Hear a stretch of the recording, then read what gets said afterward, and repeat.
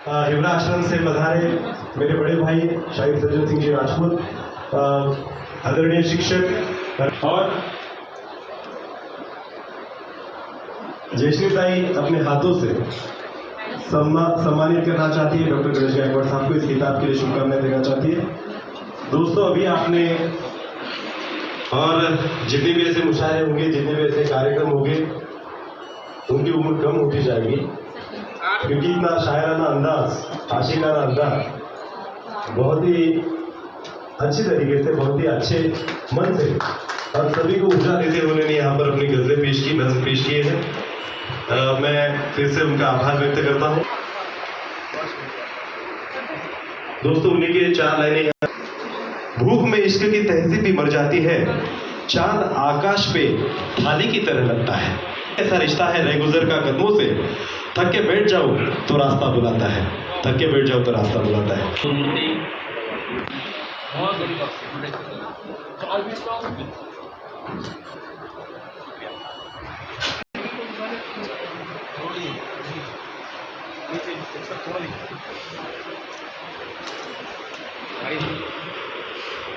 अभी जिन्होंने उम्र को इनकार किया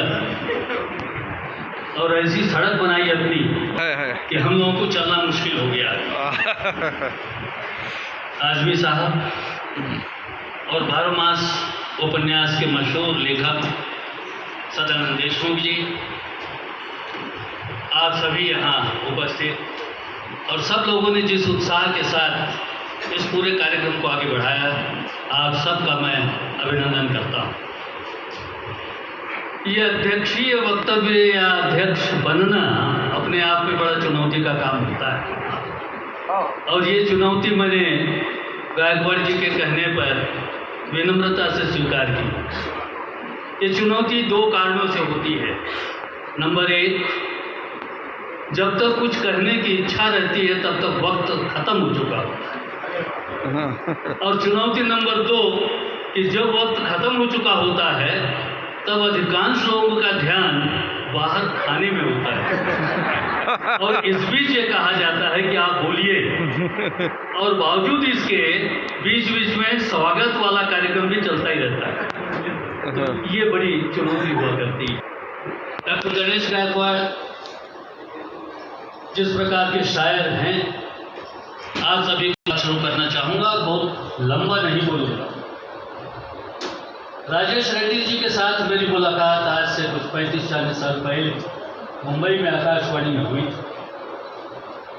और ये बात मैं विशेष रूप से अभी इसलिए कह रहा हूँ कि ये विषय अभी निकला है।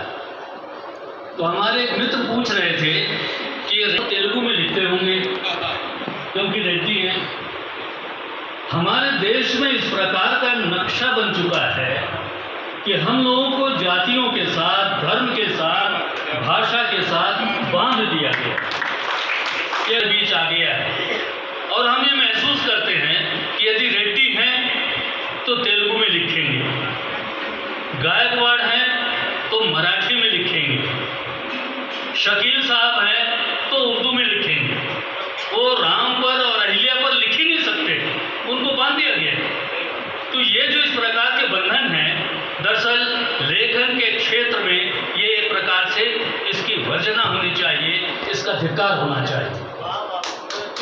आज हम देखते हैं कि औरंगाबाद के युवा पठान, आप लोग जानते होंगे कि युवा पठान ज्ञानेश्वरी पर प्रवचन करते हैं, और उस प्रवचन में तमाम हिंदू बंधु जाकर आनंद उठाते हैं और पूरे आध्यात्म में डूबे रहते हैं।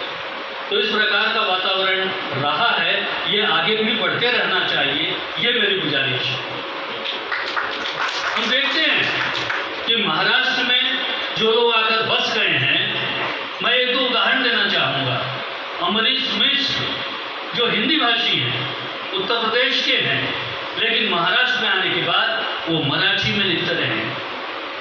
शंकर सारडा जो राजस्थान से है, लेकिन महाराष्ट्र में आने के बाद उन्होंने मराठी में लिखना शुरू किया। ऐसे बहुत सारे उदाहरण हैं जो अपनी भाषा को छोड़कर दूसरी भाषा में अपने आप को अभिव्यक्त करते रहे हैं।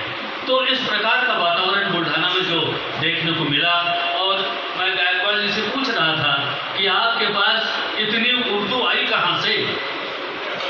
किस तरह से आई, और वो भी पूरी लिपि के साथ आती है। मेरा वैसे गज़लों के साथ लिखने के रूप में कोई साथ नहीं रहा, लिखने के रूप में, लेकिन उसको जानने, सीखने और अपनाने के रूप में निश्चित रूप से रहा है। दुष्यंत कुमार एक ऐसे शायर रहे जिन्होंने इस प्रकार की बात हिंदी में लिखी जो पहले केवल उर्दू तक सीमित थी, लेकिन दुष्यंत कुमार ने कहा कि कैसे आकाश में सुराख नहीं हो सकता, एक पत्थर तो तबीयत से उछाल गया।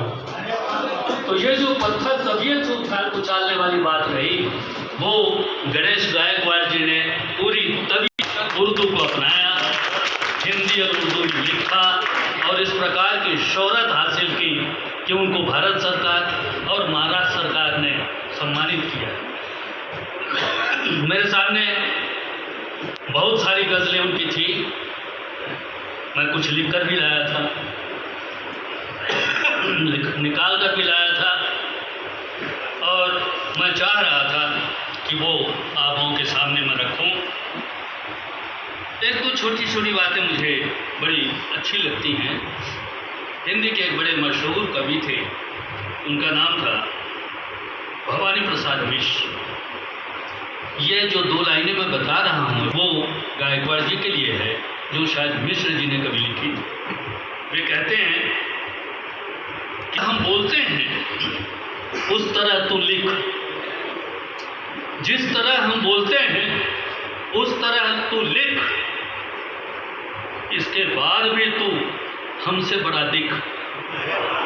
तो ये हमसे बड़ा दिखने वाली जो बात है वो शायरी में है।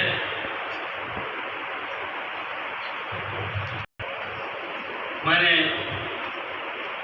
कोरोना के समय सारी दुनिया उदास हो चुकी थी और 100 साल पहले इसी प्रकार की महामारी इस देश में आई थी, जिसमें हजारों लाखों लोग, करोड़ों लोग मरे थे। उस समय खुशवंत सिंह ने एक कहानी लिखी थी, उस कहानी का नाम है, और ये क्वारंटीन शब्द आज हमारे लिए इतना हो गया, और वो कहानी इसी प्रकार की महामारी से जुड़ी हुई थी। क्षमा चाहूँगा, तबीयत भी कुछ। गीत गाते रहो, गुनगुनाते रहो, गीत गाते रहो, गुनगुनाते रहो, मुश्किलें हैं मगर मुस्कुराते रहो, नए नए दौर की ये कैसी तहजीब, हाथ धोते रहो, मुँह छिपाते रहो। तो इस प्रकार का एक दौर हमारे पूरे समय के साथ गुजरा है, और मुझे तो ऐसा लगता है हर कला अपने समय का इतिहास हुआ करती है, वो अपने समय को लिखती है। जिस प्रकार के हादसों की बात राजेश जी ने कही, आज सुबह ही उनसे बातचीत करते हुए मैंने कहा था कि वो जो बच्चा आपके दिल में था वो बड़ा हुआ कि नहीं, वो आज क्या महसूस कर रहा है। लेकिन ये बड़ी खुशी की बात है कि उस बच्चे को उन्होंने दिल में जगह दी है, और वो बच्चा कभी बड़ा न हो और ऐसी ही गज़ल लिखता रहे, ये हमारी शुभकामना है। इतनी शानदार उनकी पंक्तियां हैं, उन पंक्तियों के बीच हम लोग रह रहे हैं, ये हमारे लिए बड़ी खुशनसीबी है।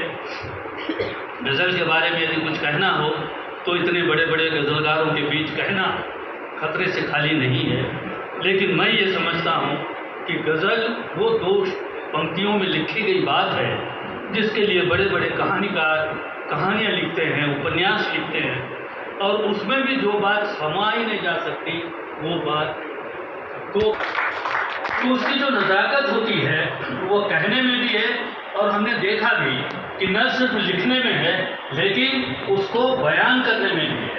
के साथ अभी शकील साहब ने अपनी बात उम्र को चुराते हुए हमारे सामने रखी, वो उनके अंदाज में भी है, केवल शब्द में नहीं है, कलम में नहीं है, बल्कि जुबान पर भी है।